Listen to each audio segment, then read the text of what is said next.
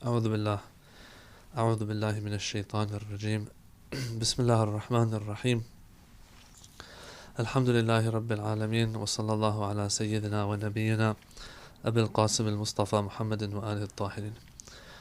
Assalamu alaikum wa rahmatullah, brothers and sisters, and welcome to this session of Mizan Live. We had a couple weeks off for winter break, but alhamdulillah we're back continuing our sessions. If you remember last time, we ended the chapter on death and resurrection, and so now it's time to move into a new chapter. So far, from Tawheed all the way to Ma'ad and resurrection, I said these are conventional topics that we have in our theological books, from Tawheed all the way to resurrection, prophethood, Imamah being part of that as well. From here on, Ayatollah Subhani in his book, what he wants to do is he wants to address certain topics that are not in the conventional theological books, but at the same time, these are topics that might be more contemporary or more relevant to the times we're living in today. I'll give examples as we go on. The first example, the first thing that he speaks about is the matter of faith itself. What constructs faith? And what are the main elements of faith? And if we figure that out, then we can figure out what disbelief and lack of faith is. Why does he want to talk about these issues? What makes them so relevant? Well, first of all, his book, this book of doctrines of Shia Islam, as he said in the beginning, is a compendium of these beliefs that the Shia Imammiya have. And so this book is supposed to be representational of all of our beliefs. In other words, if a person who's not a Shia Imammiya, or an Imammiya Shia, if they want to know about Imammiya Shiaism, what can they do? They can pick up this book, right? They pick up this book, and regarding any part of theology that they have a question on, and the beliefs of the Shia, they can look it up here and find the article regarding that topic and see what the Shia believe in. So if that's his motivation for this book, that was the purpose of him writing this book, that others can refer to it. He has in mind also those who might label the Shia as, or might want to label the Shia as non-Muslim sometimes, or as mushrik sometimes, things like that. He wants to address issues in a way that they will get their answers as well. And so that's the purpose of one of the reasons of this book. And so that's why he starts talking about what Iman is made of, and what constitutes Iman versus Kufr, so that people out there who might not be from the Shia Imammiya faith understand that at least if they're Muslim, it doesn't mean that the Shia Imammiya are not Muslim just because they don't share certain aspects of the faith with others. This is a very important topic right now because, of course, once again, he won't go super in depth, but he will touch on certain matters. He will scratch the surface regarding certain topics, so that people know there's something at least going on here. We have something to say in this regard. So, article number 120 talks about the definition of Iman. So, brother is asking, what is the name of the book again? This book, it's called Doctrines of Shia Islam, a compendium of Imami beliefs and practices by Ayatollah Ja'far Subhani. And yes, people have told me that there is a digital version online as well somewhere. So that's that. Hopefully you got your answer. Okay, so in article number 120, he gets into the meaning of faith and the meaning of Iman. First the lexical meaning, and then what the Shia mean by this, or what Islam and Islamic theology means by this. So let me pull this up real quick. MashaAllah, we've made it a long way. 120, article 120. It says, correctly situating the boundary that separates faith from disbelief is one of the most important of all theological issues. Faith, or Iman, signifies confirmation, tasdeeq. So Iman and tasdeeq, these are synonymous, he's saying. When you do tasdeeq, you confirm something, you verify something as true. Iman has the same meaning, he says. While disbelief, kufr, literally signifies covering up and covering over. This is very important, brothers and sisters. I've said this here and there, that when we say someone's kafir, it doesn't necessarily mean non-Muslim. It means more than that. A person who doesn't know the truth and has not embraced it in the Quranic sense might not be considered a kafir. Kafir means they know the truth, yet they cover it up. Here it says, disbelief, kufr, literally signifies covering over. So it lies even in the lexical definition of the word. Covering up lies in the term kufr. Alright, so it says, but in theological parlance, or theological terms, what this means is, what this kufr and iman can mean are, give me 1 minute, excuse me. Yes. So our camera is off. We'll just, inshallah, try to fix that as soon as possible. So in theological terms, faith signifies belief in the oneness of God, in the Day of Judgment, in the message of the last prophet, and, of course, belief in the message of the Prophet of Islam. Okay? So he says these are all part of Iman. We all know this, brothers and sisters. And when you believe in the Prophet of Islam, it implies acknowledgement of the prophecies brought by all previous prophets and revealed books. The Quran even talks about this as well. لا نفرق بين أحد من رسله. The Quran says that the people of faith, they say, we don't separate other prophets and their teachings. They're all one, as if, because they're all calling to the same. They all have the same message, while following all the doctrines and rulings brought by the Prophet of Islam. All right, so where does Iman? Where is the place of Iman? If I want to go find where Iman lies, he says, the true place of faith is the heart of man. As the Quran says, they are those upon whose hearts he hath written faith. أُولَٰئِكَ كُتِبَ فِي قُلُوبِهِمُ الْإِيمَانِ. So as you probably all know, Iman is something that has to do with the heart. It lies within. You can't really gauge it because we don't have access to the heart of the people. Right? And that's why people sometimes might verbalize faith, yet it hasn't entered in their hearts. And since it has not entered in their hearts, they really don't have faith. And the Quran points this out as well. Yeah, the Quran says, وَلَمَّا يَدْخُلِ الْإِيمَانُ فِي قُلُوبِكُمْ. So some people back during the Prophet's time, they would say, Aslamna, we have embraced Islam. We have, Amanna. They would say, Amanna, we bear faith, we believe. But they were liars, they were hypocrites. So the Quran says, don't say you have faith, but rather say, Aslamna, that we are submitted. Yes, and we're going to listen to the Holy Prophet, but did faith actually penetrate their hearts? The Quran says, وَلَمَّا يَدْخُلُ الْإِيمَانِ فِي قُلُوبِهِمْ, or فِي قُلُوبِكُمْ, that faith has not actually sat in your hearts. In other words, the place for faith is in the heart. Okay, so this is all clear. He says, if that's what Iman means, then kufr and disbelief also becomes clear.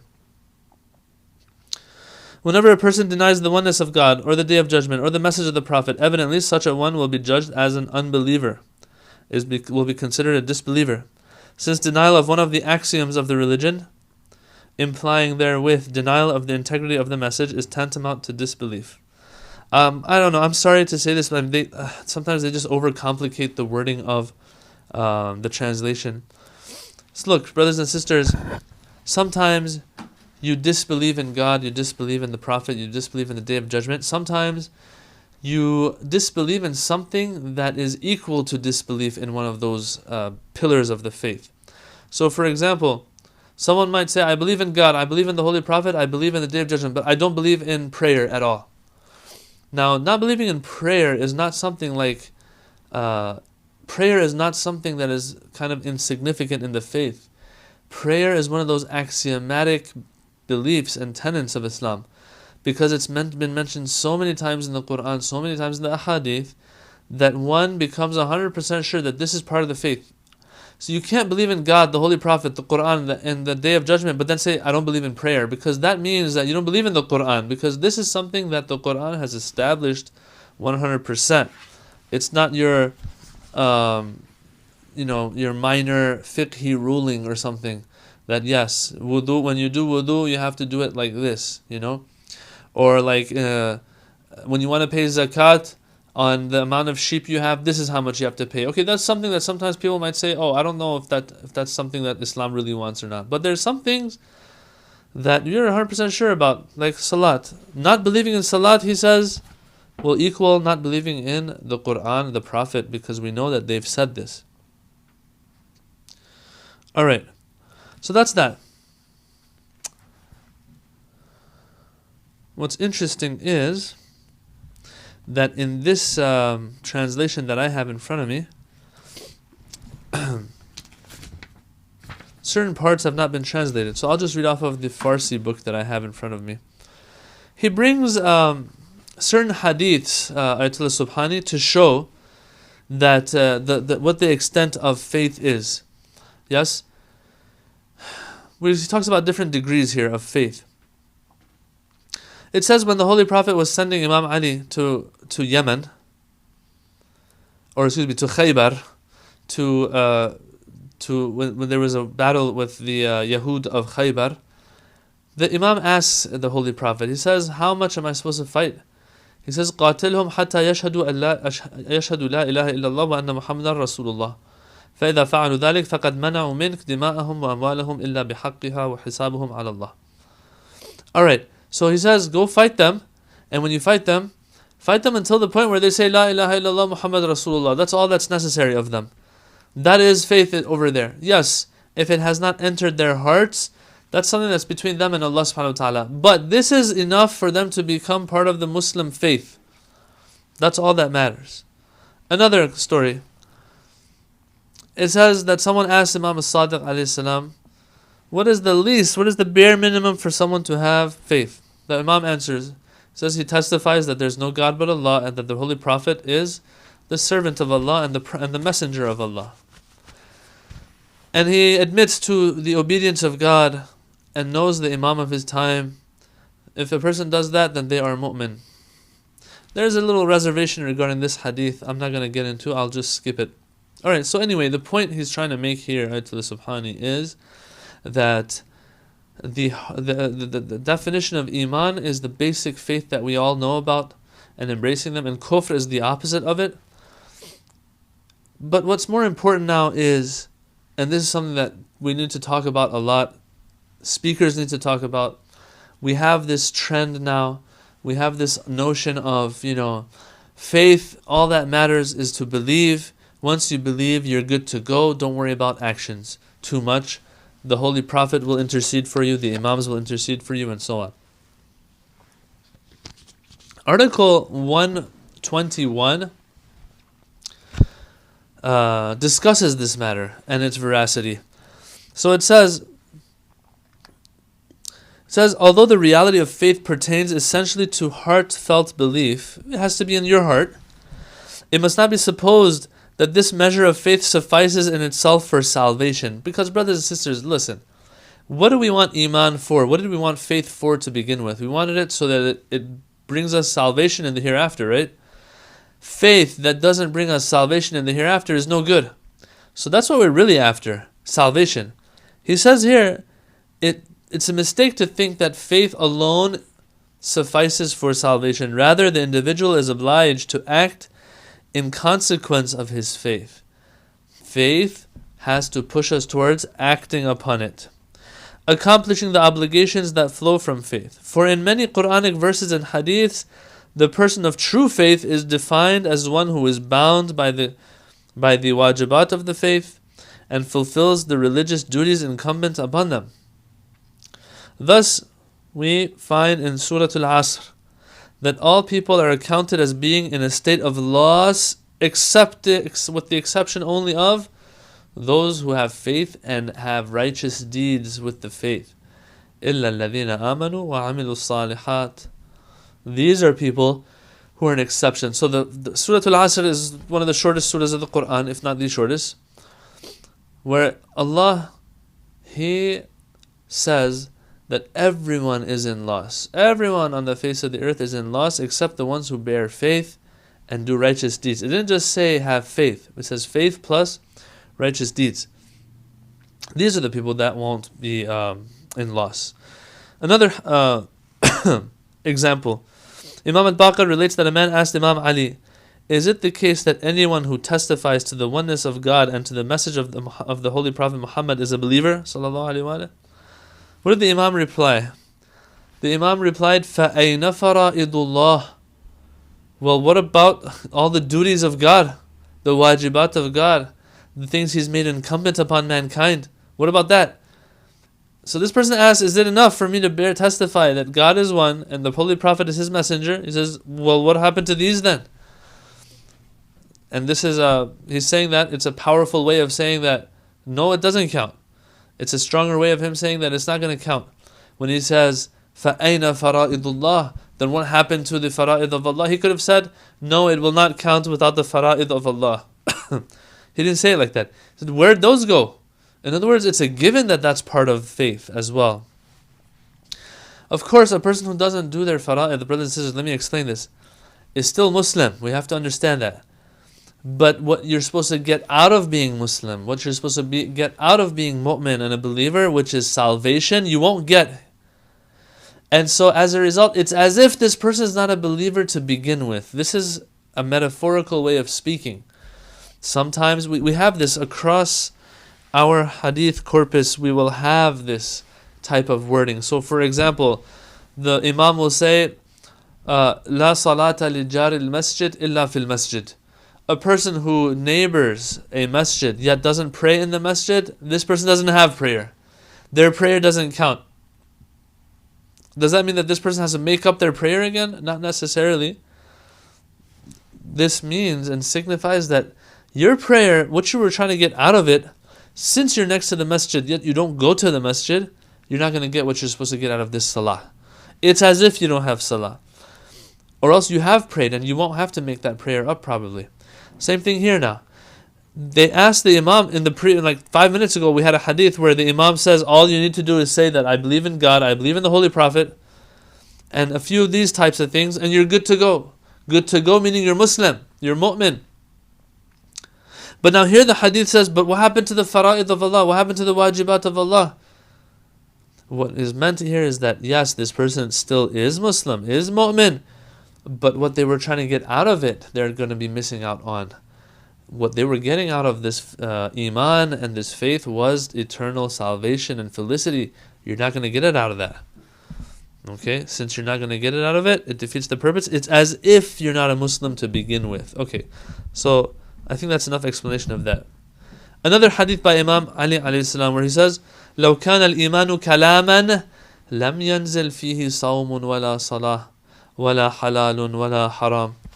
Look, Imam Ali is saying, look, if faith was just a matter of words uttered, right? If faith equaled me saying, Ashhadu an la ilaha illallah wa ashhadu anna Muhammadan Rasulullah sallallahu alayhi wa sallam, if that's what it was, لم ينزل فيه صوم ولا صلاة, then Allah would not have sent, next to these words that we have to say, next to these beliefs that we have to have, Allah would not have sent fasting and prescribed fasting for us, prayer for us, halal for us, haram for us. He wouldn't have done any of that. The fact that He's done that as well, I mean, this is common sense. I don't even know why we're wasting our time on this. God sends matters of faith to us. Says, I want you to believe in these.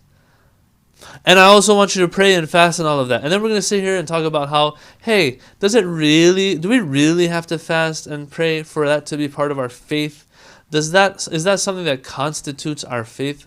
Brothers and sisters, who cares about whether or not we have faith or not? What's for sure is a person who doesn't have these things, these actions next to their beliefs, it will not bring about and yield for them felicity and salvation. And that's why we want it to be mu'mineen to begin with. These hadiths are very nicely illustrating this idea that yes, there's action also involved in faith. Another hadith by the 8th Imam, Imam al-Rida alayhi salam, where he says, Al-imanu ma'rifatun bil-qalb, wa iqrarun bil-lisan, wa amalun bil-arkan. That faith is three things. Ma'rifa bil-qalb. So I have a cognition, understanding, acknowledgement of God in my heart, one. Two, that belief in my heart manifests in the tongue. Ashhadu an la ilaha illallah, ashhadu anna Muhammadan Rasul. Lisan means tongue. And iqrar means to admit something. So an admittance of through the tongue and speech. Verbalization. Amalun bil arkan, and it's also made up of action through the body parts. The arms and legs that Allah has given me. Yes? The eyes and tongue and ears that He's given me. All of these have to be used the way He wants them to be used. This is part of Iman, this hadith is saying. Alright, so once again, he stresses here, Ayatul Subhani, the difference between how these hadiths are actually speaking about the higher levels of Iman that are going to get you salvation, or else to be Muslim and to be able to roam freely in Muslim lands, for example, during the Holy Prophet's time, and to be a citizen of that land. Yes, it's enough for you to say that you're Muslim, or if you want to remain non-Muslim, of course there's other ways that you could be a citizen. But to be a Muslim and to be safe and to be taken care of and all that kind of stuff, all that matters is just to say it. But if you want that to help you in the day of judgment, then these things are also necessary. Actions are also necessary. And it gets very scary sometimes that people will talk about, you'll hear this here and there, that okay, I have love of Ahlul Bayt, I have love of the Holy Prophet, I have love of Allah, that's enough. That's going to get me somewhere. That will get you somewhere, inshallah, but it won't get you everywhere. That might get you somewhere, but it might not fix your barzakh. Imam al-Sadiq said, I fear for my Shia of the barzakh, because they might not have done everything they were supposed to do, and they have to pay the price at least in the barzakh. We'll take care of them Yawm al-Qiyamah, but in barzakh we might not be able to take care of them.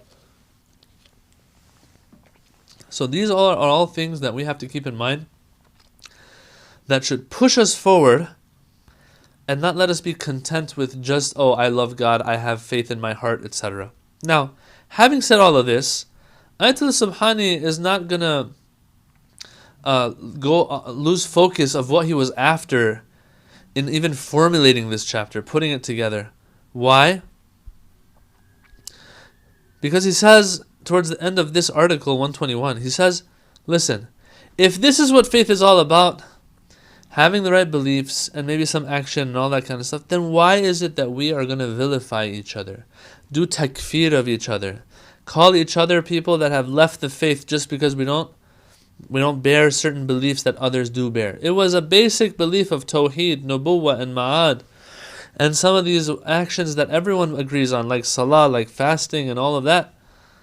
So is there room for us to do takfir of each other, call each other kafir, because of the slightest differences? He says, no, it should not be like that. And that brings us to Article 122, where he really wants to drive this point home of people, what are you doing? Why are we calling each other non-Muslims sometimes? It says, insofar as the Muslims of the world are unanimous as regards the three fundamental principles of Islam, there are no grounds for one group of Muslims doing takfir of another group and calling another group kafir, considering them non-Muslim, simply because of differences in respect of certain secondary applications or details.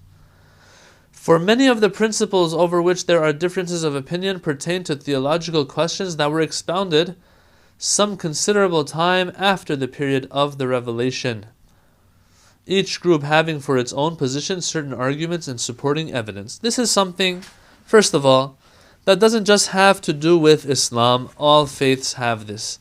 So, for example, in the Catholic faith, there were beliefs that had to be voted on or decided on through councils. When? 4th century AD. How many years after Jesus is that? Yes, that's 300-400 years after Jesus. Certain beliefs. And so in those councils, certain beliefs were considered canonical and were accepted as canonical. Others were heretical. And so a person who still believed in those might have even been punished, the heresies. But the question is this: these differences of opinion, when they developed hundreds of years after the figure of that religion had passed away. In this case, the example that I'm giving you, like for example, Jesus' time. Okay, so is Jesus a deity or not? These are things that were discussed. Trinity was discussed. There's different councils. Just look it up. Councils of the Catholic faith. The first one actually, and I always forget how to pronounce this one. The Council of Nicaea or something.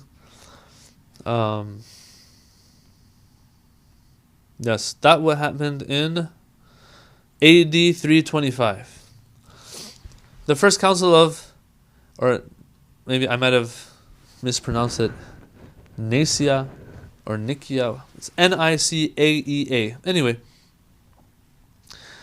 something tells me it's Nicaea or something. Anyway, it says it was a council of Christian bishops convened in a certain place. What were they talking about?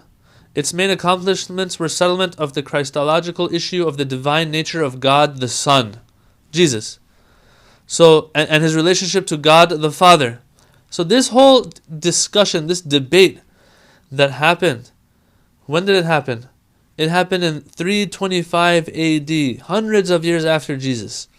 And it was decided on, yes, and people, they voted on it or decided on it. And after that, no one could question the divine nature and essence of Jesus, Son of God, okay? Same thing that we have in the Christian faith, we'll have in other faiths as well. We will have in Islam as well. Ayatollah Subhani is making this point here. He's saying, look, a lot of these discussions, they happened after the Holy Prophet, he's saying, after revelation stopped. Okay, if these all came up later, no one is infallible. Everyone's going to use reasoning to try to figure out what the truth is. Some will have one idea, others will have another idea. Yes? But this shouldn't be a pretext for us to point fingers at each other and call each other people who have left the faith. It's a very good point he's making. Yeah, so sister is asking about certain extremists.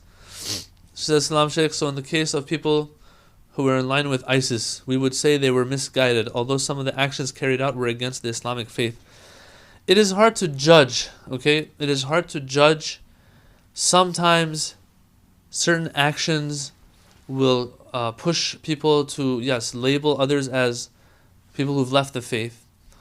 But technically, it might not be the case. In regards to your question specifically, I don't want to get into details, but what you're saying can be true. I'm not going to dismiss it. Alright, so let me continue this. So this is very important what he says. He says, for many of the principles over which there are differences of opinion pertain to theological questions that were expounded some considerable time after the period of revelation. Each group having for its own position certain arguments and supporting evidence. Yeah. Therefore, there should be no reason whatsoever for these questions becoming the cause of mutual takfir. Yes? Calling each other out. Or tafsiq, saying that he's a sinner, that person's a sinner. No. Which rupture the unity of Islam. What's really bad is that each denomination within itself even has these issues. Sometimes even political inclinations and political affiliations will go against each other, and that'll be grounds for people to point fingers at each other and push each other out.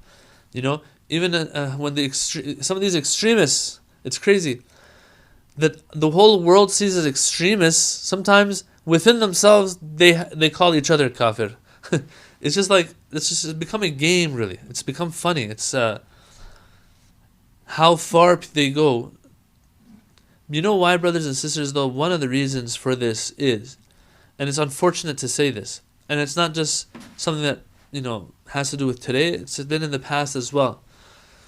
When you, for whatever reason, are fighting others, when you want support from your own people and help from them to fight others, the first step, if you're Muslim, for example, the first step to get support of others is to do what? Is to prove that the opposition is not Muslim even. Yeah? If you can do that, then you'll get support from your people. And that's why, unfortunately, throughout history, within Islam and even outside of Islam, these barriers and boundaries have always been emboldened by people who had interests and agenda in making this disunity and causing it.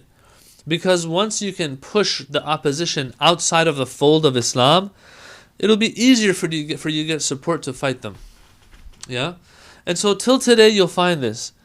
If people, usually you won't see an extremist who is taking the life of another Muslim, you'll never see them say, yeah, I'm taking the life of another Muslim. You know what they'll say?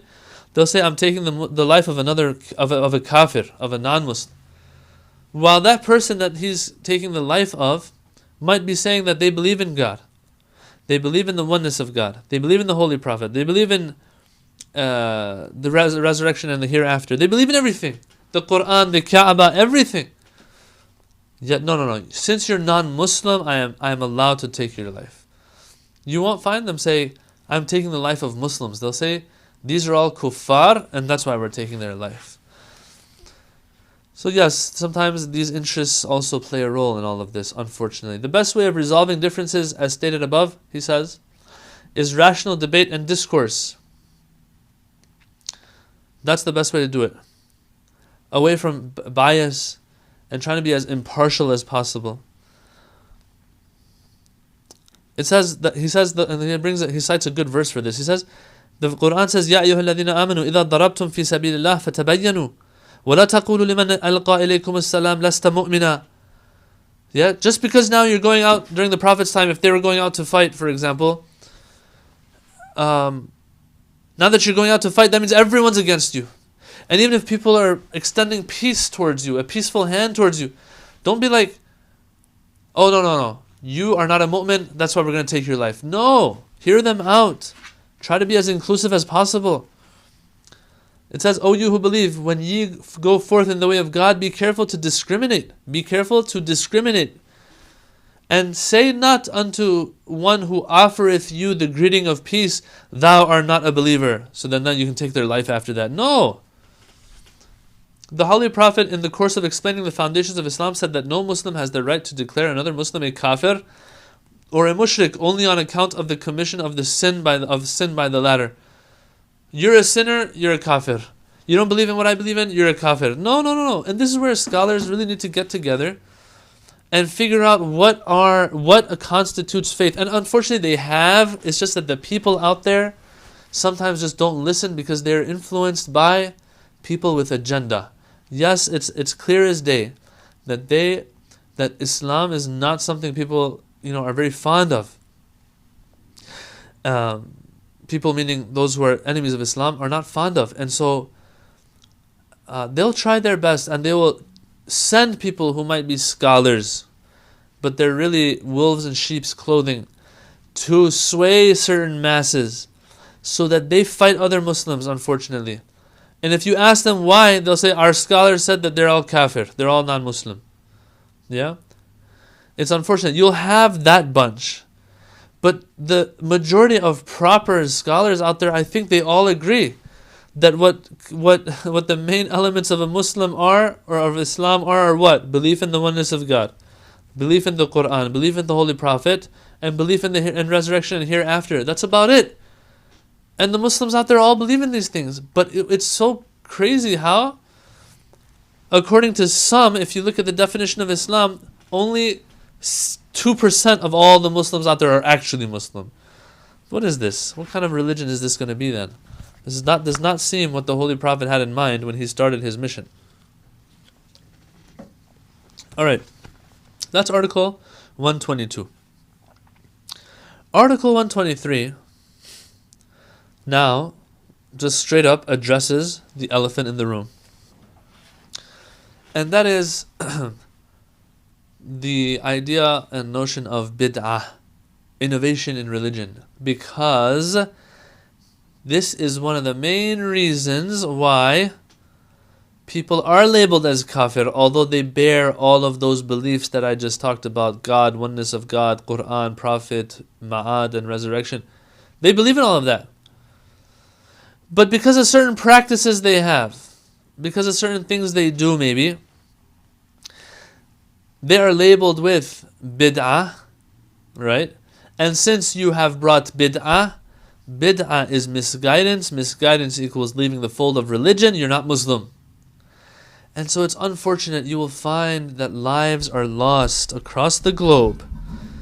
Over what? Over some of the most nonsense things that you could care less about.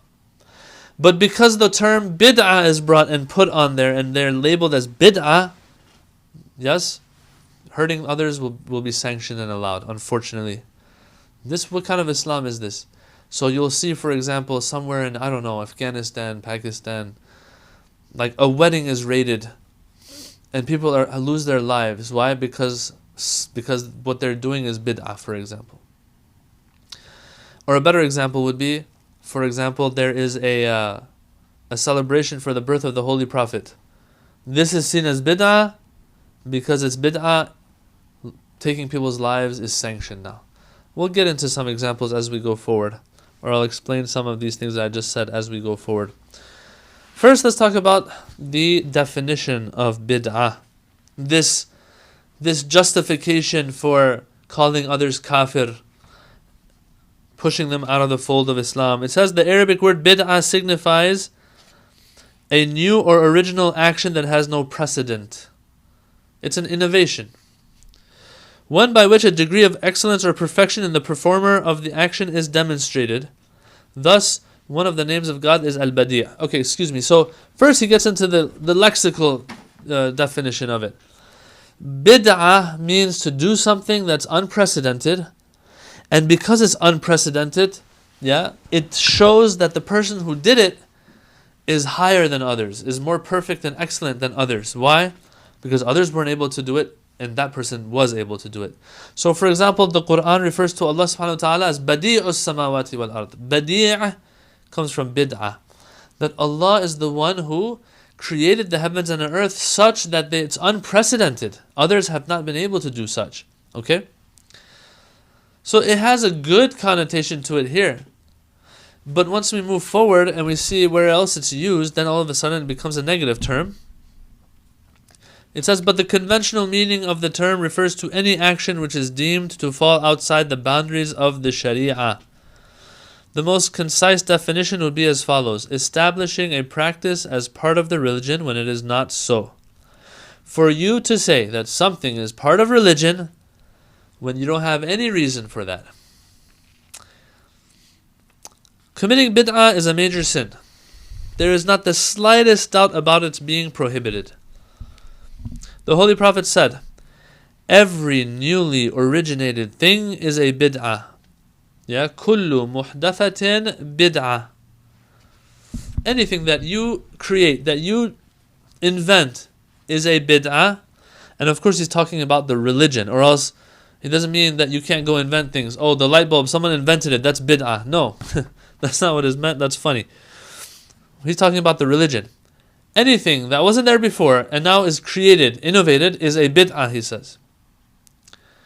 And every bid'ah is misguidance and going astray.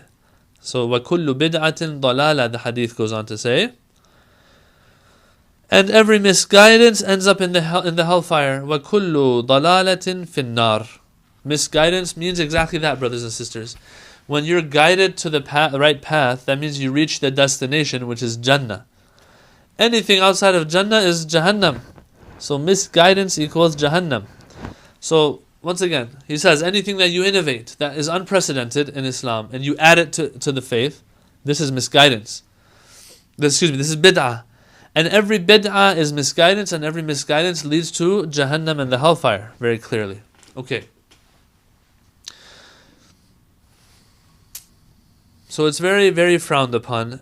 All denominations of Islam frown upon it. But the question is this: what exactly does bid'ah mean? I'm not going to get into this. I'm going to end a little sooner today.